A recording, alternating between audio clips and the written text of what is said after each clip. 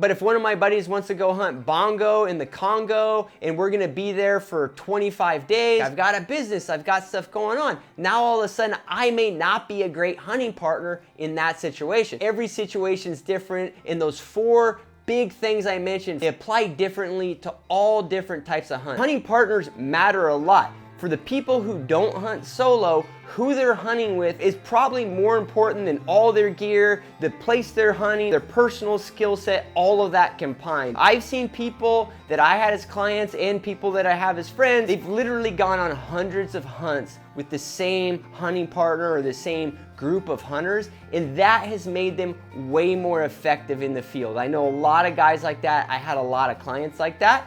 On the flip side, during my years as an outfitter, I saw people who were, friends at work, who were friends within their community, friends from church for 20, 30 years. I saw them choose to go on a hunt together, go up into the mountains for 6 or 7 days, and come out of the mountains, unfortunately, worst enemies. The big subjects that you hear people talk about when they're talking about hunting partners, hunting partner compatibility are physical fitness, style of hunting, hunting skill set, hunting expertise, all of those things. And I can tell you that those matter a whole lot less than people think they do. I dealt with literally hundreds of hunting partners. I dealt with big groups, 2 guys, 3 guys, 4 guys, 10 guys at a time. And in this video, I'm gonna touch on the 3 or 4 things that actually matter and are 8, 9, 10 times as important as that stuff. He's always telling you how big of a pussy so-and-so is and how out of shape so-and-so is and how he can't hunt with that guy because he's too loud.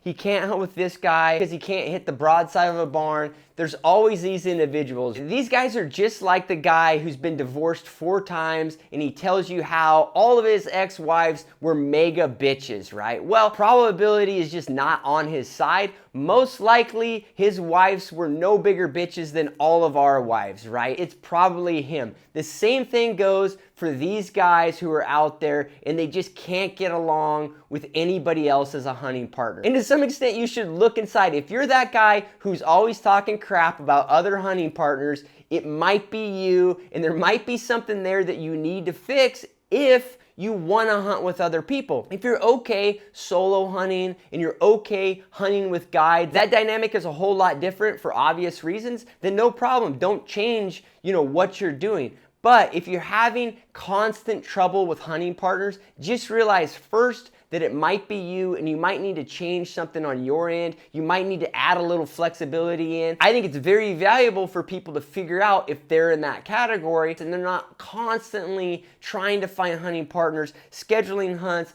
going on group hunts, hunts with partners, and then having constant conflict, right? All that does is ruin the experience for everybody involved, waste a bunch of money, waste a bunch of time, waste another hunting season. So don't do that. Figure out if you are somebody who should be hunting with partners, enjoys hunting with partners, and can be compatible with groups of hunters when you're out in the field. All right, so now I want to go over just kind of like empirical things that I saw over my data set of dealing with a bunch of hunting partners in big groups of hunters. What is the number one thing that kind of gauged how compatible guys were going to be in the field together? And that for sure correlated in how effective they were time over time out in the field. The biggest compatibility variable is how serious they are about that hunt. And I mean that specific hunt. So you can have situations where somebody is a really serious waterfowl hunter, right? And then they've got a buddy who's a very serious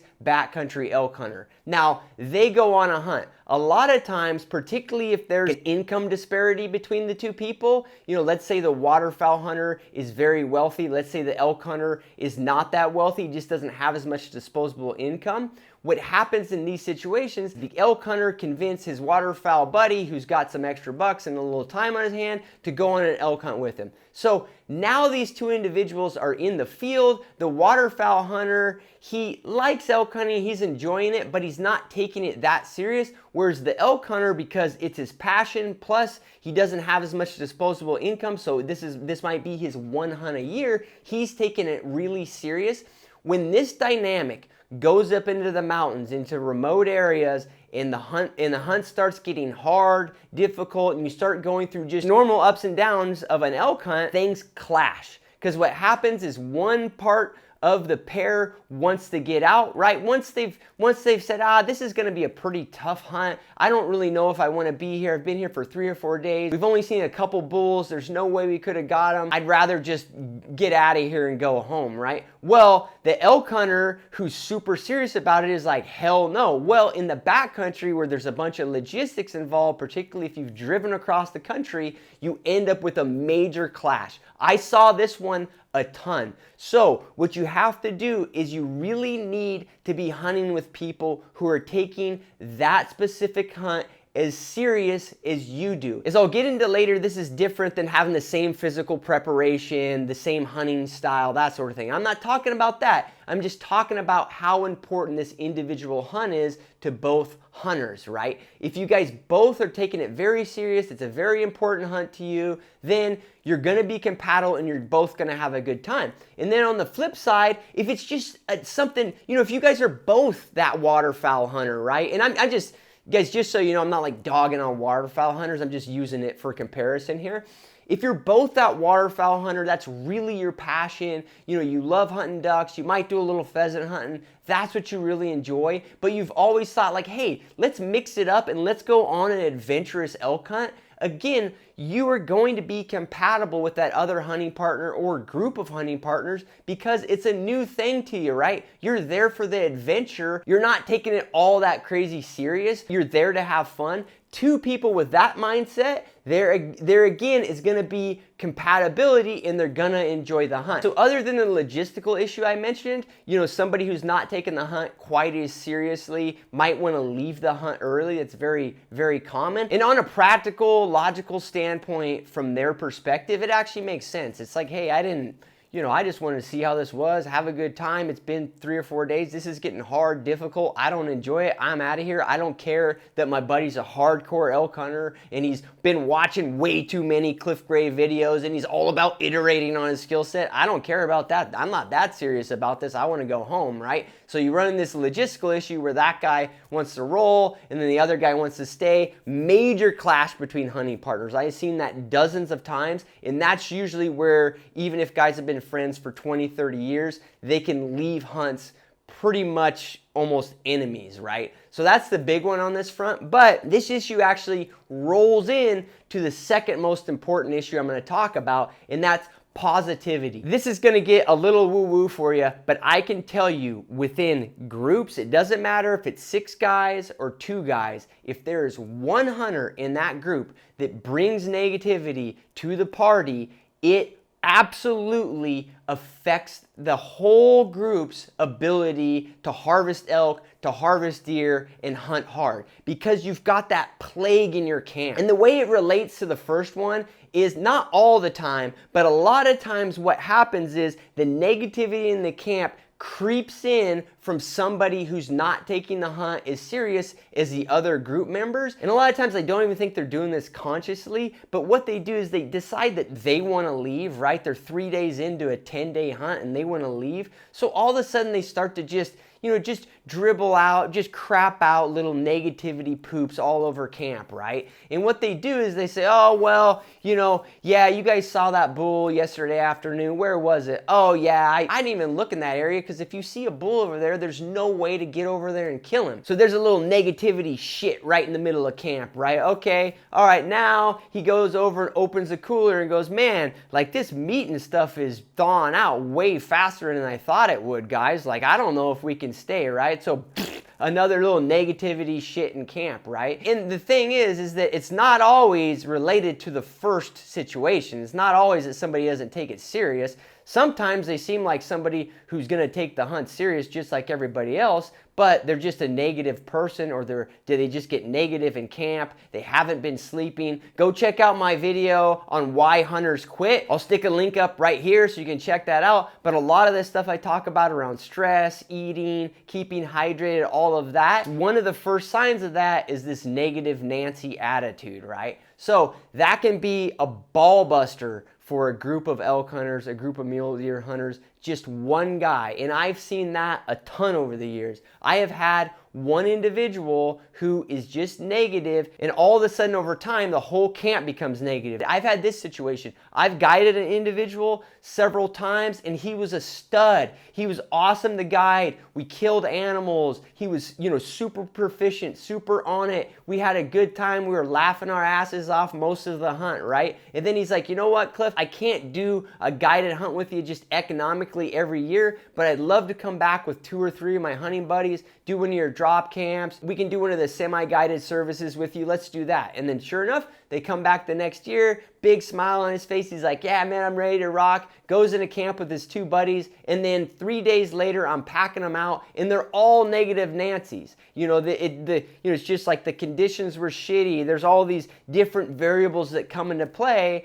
and they're justifying why I'm packing them out early. And the thing is, I know the reason I'm packing them out early is one of those 2 new people that he brought with him is a negative Nancy, and he basically plagued the camp with that shit, right? So you have to be very wary of that person. And this one's difficult because a lot of times in your day-to-day life, it's somebody you work with, it's somebody you do other types of hunting with, until they get up on the harder hunts, the more trying hunts, you're not going to know if they're this negative Nancy personality, this negative Nancy hunting partner. You're not going to know until you're up there in the mountains with them. So you can do your best to screen it out when you're planning logistics, but the key thing is if you sense it in camp, and I'll have to do a whole video on this eventually because you can turn these situations around, but if you sense it in camp, send the guy home, right? Say, hey man, why don't you just leave, dude? We're having fun. Get rid of that freaking negative disease right off the bat. Like, get out of here. If that's not logistically possible and you guys all have to leave, you just have to deal, with the results of this situation, but don't make the same mistake again. Once a guy does that, he's out. He's out of the hunt, right? He's out of future hunts. He's got to understand that. That's not a mistake you should make twice, bringing somebody along that has that type of attitude. So those are the things you can do. And the other thing you can do related to the first solution there is plan your logistics accordingly. If you're, coming out from Ohio and you're coming to Colorado and you sense that, hey man, like, one of these guys, I don't know, about, his positivity going into this hunt. You gotta have positivity in these type of hunts, guys. Like, I can pound on that a ton. A bunch of my videos talk about it, but you gotta have that to be really effective. The guys that kill elk in, hard to hunt, over the counter stuff,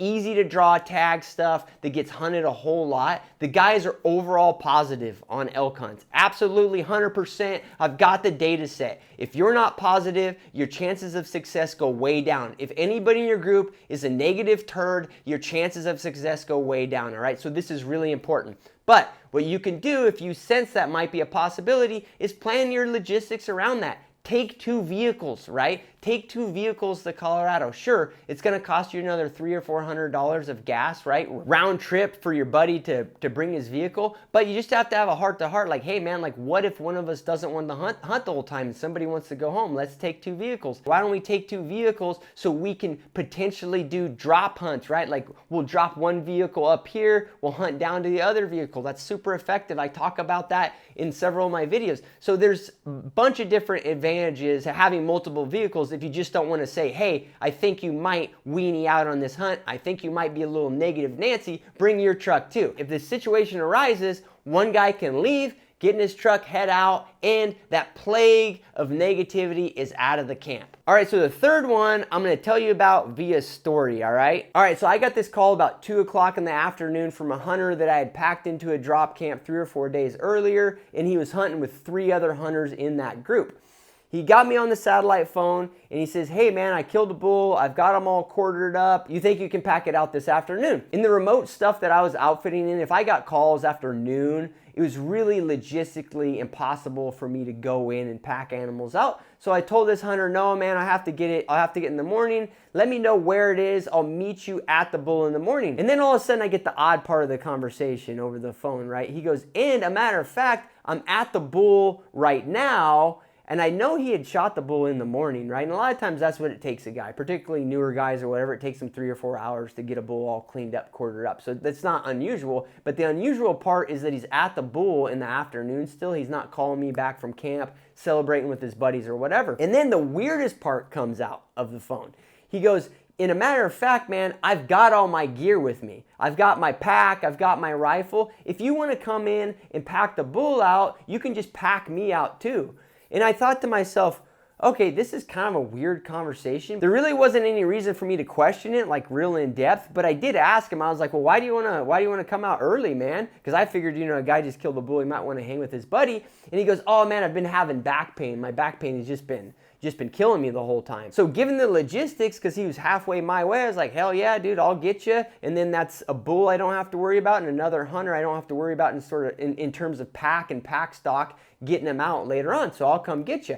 I assumed that he had gone back to camp, talked to his buddies, and figured this all out, and high-fived and been like, thanks guys, but I gotta go because I've got a back problem, right? So I go in, pack the guy out, get him out. Seems like a normal guy. He jumps in his truck. We get the quarters of the bull in there. He heads out. And then the weirdest thing happens. At 1 a.m. that night, I get a call from the group of hunters in the camp who he was hunting with. And they go, do you know where, let's call him Jeff, right? Do you know where Jeff is? Like, we have not been able to find him. And I'm thinking to myself, like, what is going on? Like, I literally just packed out a bull and Jeff, right? Like, he's on the road. He hasn't even told his buddies. So I tell his buddies, like, hey, I already packed him out. They're astonished and pissed, as you can imagine. And then they tell me the true part of the story. Jeff has been getting calls from his wife and texts from his wife on and on and on about issues at home. And it turns out during their whole planning process,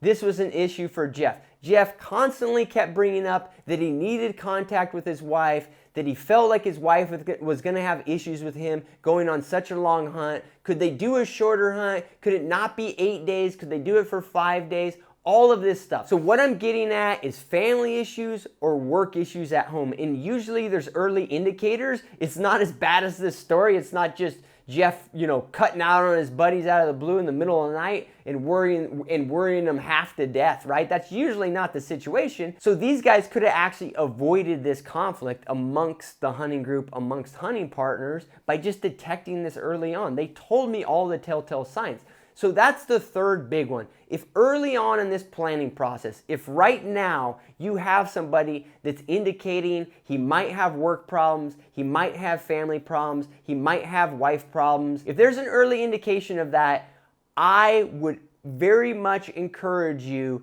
to get that person out of your group. And the easiest way to do that is to just give them an early out. A lot of times what happens, particularly in groups of 4 or 5 people who have some other interest they share, they bring in another person. Sometimes it's for cost savings, right? To save on gas because you're splitting gas. If you're doing any sort of outfitting deal, a lot of times you can get discounts on drop camps if it's a larger group, that sort of thing. So somebody's pulled in because of those advantages. And then what happens is early on in the process, they start to realize that they probably shouldn't be doing this. It might be money problems. It might be, just legitimate issues with work or family or whatever, right? They could just have a nagging wife. They could just have nagging work, right? And feel obligated to that, right? It doesn't really matter because a lot of times once they put out indicators, they're actually ready to give up on the hunt. They're ready to cut out early, cut out during the planning process, right? So my suggestion to you is if you see these early indicators of those type of problems,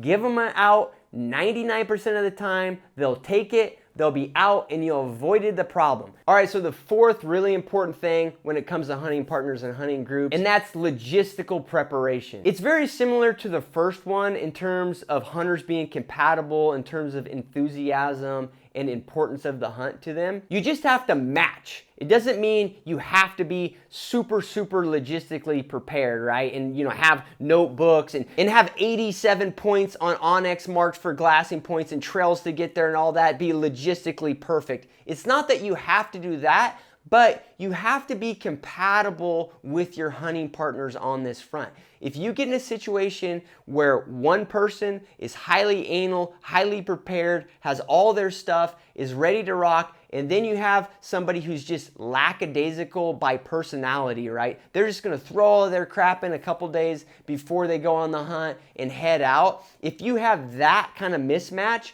this again creates problem in camps. And a lot of times if it's a group of 3 or 4 or 5 guys, it works out a little bit better because you might have 2 or 3 guys that are totally disorganized, and then you might have 2 or 3 guys that are kind of on top of it. Those kind of groups tend to be okay because there's a little bit of offsetting. But if you have like partners and one is super on it logistically and one is not, or you've got a group where one guy's very anal on it, logistically prepared, all of his gear tuned in, and then he's hunting with 3 guys who are just lackadaisical about preparation, if there's this big overweight one way or the other way, then you're gonna have a clash in camp. And a lot of military guys, I heard this from guides that work for me who are from the military.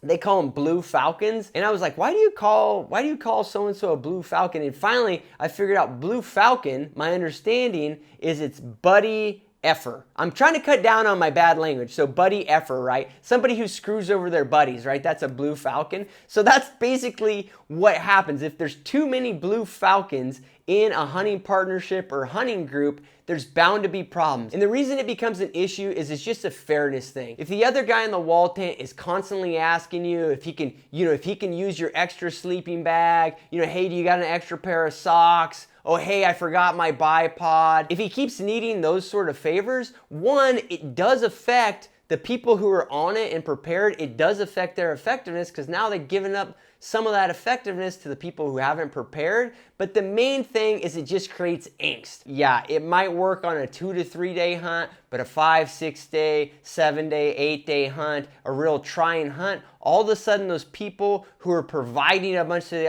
other folks get a lot of angst, because essentially what they are is they've become unpaid guides, and so there becomes clashes. And sometimes it's really the fault of the individual or the individuals who are carrying all the weight, right? In the planning process and even early on the hunt, they're okay doing that, right? They want the hunt to go well, so they're doing everything for other people. But once you get into these hunts that are real trying, a lot of that fades away and people start saying like, hey, I'm on this hunt to enjoy myself and have a good time and be effective and potentially get a bull or get a buck. I don't want to constantly be logistically guiding these other guides, right? Taking care of all that stuff, making sure the gear is good, making sure dinner's ready, putting out dinner, all of those sort of things. Those are guiding tasks. Those are not hunting partner tasks. You guys need to share that. All right, so those are the big 4, guys. We've got 1, how serious everybody in the group is taking the hunt. We've got positivity. We don't want the little negative poop throwers out there, right? We don't want them. And then number 3, we got life issues, the wife at home, the work issues at home, that sort of thing. And then 4, we've got a good mix on the logistical front, right? Everybody, for the most part, is pulling their weight, getting their gear together, all of that sort of thing. Or everybody equally is a mess. Those 2 situations will work on that front too. But those are the big 4. You notice that I didn't talk about a lot of these issues that other folks talk about. Physical fitness, skill set, time in the field, style of hunting. I didn't talk about that, but I will right now. I'm gonna throw them all into the same category because these are really compatibility metrics on the hunting front.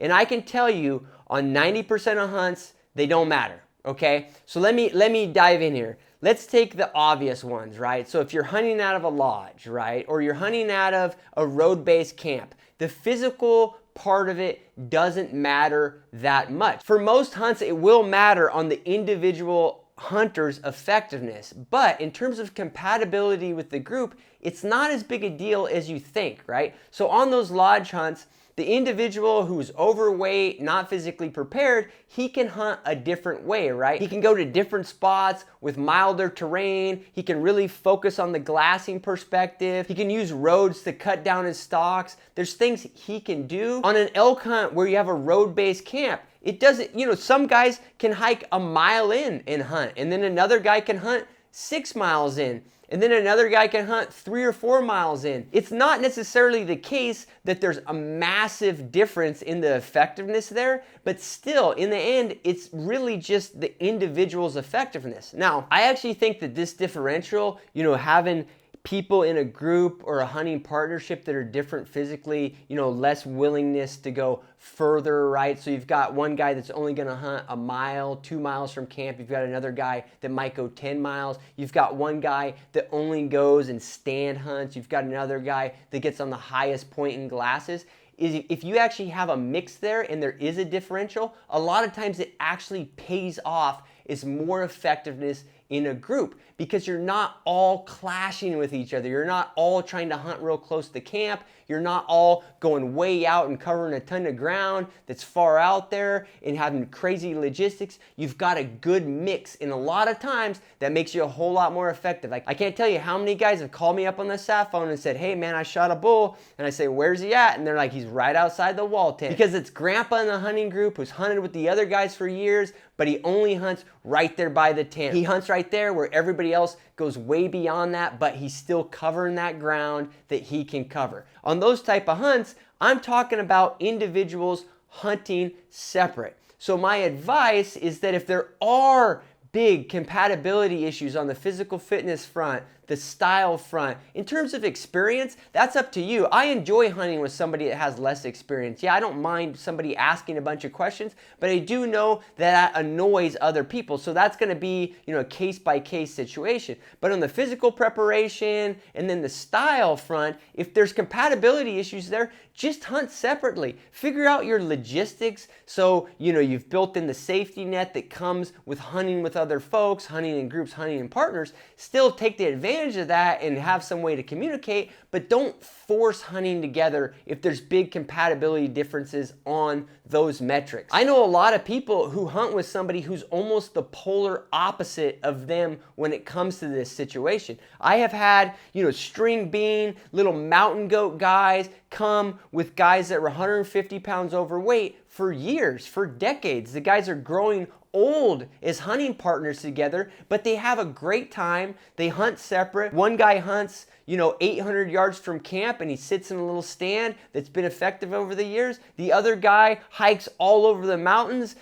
sleeps on the top of the mountain in a blue tarp sometimes, and then hikes back 7 miles the next day, right? Very different hunters, but they really enjoy the hunting dynamic together, and they depend on each other for that camp dynamic, for being good hunting partners. Yeah, when there's game to pack out, they go man up and they help each other. All of that stuff still works out, right? And there's not big issues in those hunting groups or those hunting partners. So I think it's way overplayed. And the reality is a lot of people that focus on this stuff, like that guy sucks, that guy couldn't glass up animals, that guy's fat, that guy's not tough. Usually people who focus on those, back to the original analogy I used, they're like the guy who's been divorced 4 times and all of his ex-wives were huge bitches, right? That's the kind of guy. They tend to be the problem. It's not the rest of the group. But we're going to sign off here on a couple situations where the physical stuff does matter, and then maybe the skill set stuff matters also. So if you're doing a long duration backpack hunt, on the fitness side of things, you can still have a big differential there, right? You can have guys who are out of shape, but if that's the case, you're going to have to gauge the pace of your original entry for the most part. You're going to have to base it on the guys that are less physically prepared. So that's just something you have to think about if you can deal with. But once you're into like a base camp situation as a backpack hunter, in most backpack hunts, that's what people are doing. If it's that type of backpack hunt, again, you can differentiate. The guy who's overweight in less physical shape, he might have to take some more time off after the pack in. He might have to do lighter hunts going forward. You guys can hunt separate. Now, if you're hunting large, big game, in some areas and you're doing that type of hunt. I'm not talking about backpacking in for 3 miles, hunting here and then coming out, going to another spot. I'll talk about that last.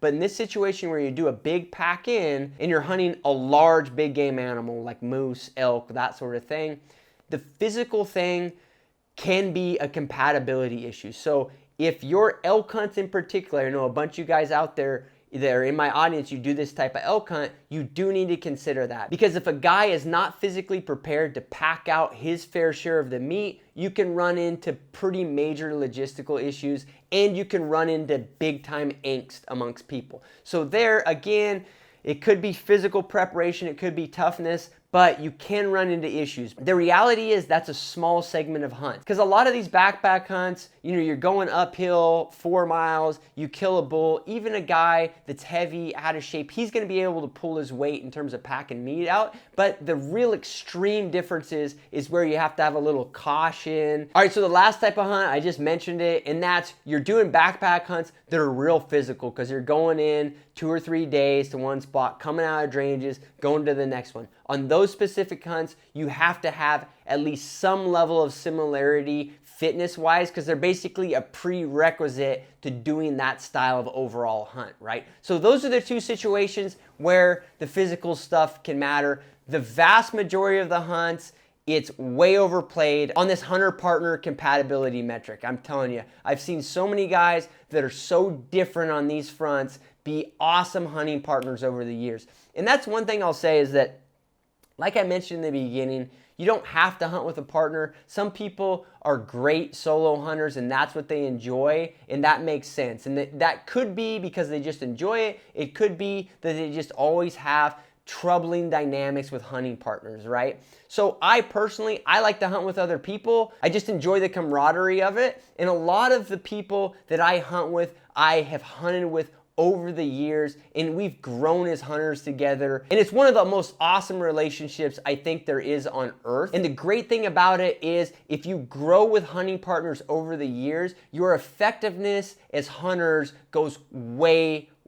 up. You know the strength of some hunters, you know your own weaknesses, you know the interplay there, and as a group or a pair of hunters, you can be super effective. But the last piece of advice I'll tell you is look at these 4 things I mentioned, consider the physical preparation, consider the skill set, consider the style of hunting on all of the hunts you plan. Just because somebody is a great hunting partner for you on elk hunts, on over-the-counter elk hunts, that doesn't mean they're going to be a great hunting partner for your $50,000 Yukon moose hunt, right? There's some dynamics I didn't touch on. There's huge differences in disposable income, how much people can spend on hunts, how much time people can spend on hunts. That all plays in. The reality is every hunt's different and all these metrics are going to be different, right? Let's take the one with no issues at home. Well, me personally, if I'm going with one of my hunting buddies and we're going for 7 or 8 days, my wife and family knows, no problem, we're not gonna have an issue. But if one of my buddies wants to go hunt bongo in the Congo and we're gonna be there for 25 days, well, then maybe I will have a little more of a family dynamic. I've got a business, I've got stuff going on. Now all of a sudden, I may not be a great hunting partner in that situation. I'm not saying don't invite me on bongo hunts if you're out there, but just as an example, every situation is different, and those 4 big things I mentioned, they apply differently to all different types of hunts. Guys, I hope you got a bunch of value out of that. If you have comments on it, all of you guys have a relationship with hunting partners over the years. Leave your thoughts in the comments below. It helps me out a ton. Like the video and subscribe to the channel. And right here, guys, if you're looking for a video that's gonna get you prepared on the skill set side and get your mind in the game for an elk hunt you're gonna do here in 7, 8, 9, 10 months, check out this video, why 5% of hunters kill 95% of the elk. I guarantee you it'll be useful to you. Thanks for watching, guys. I'll catch you later.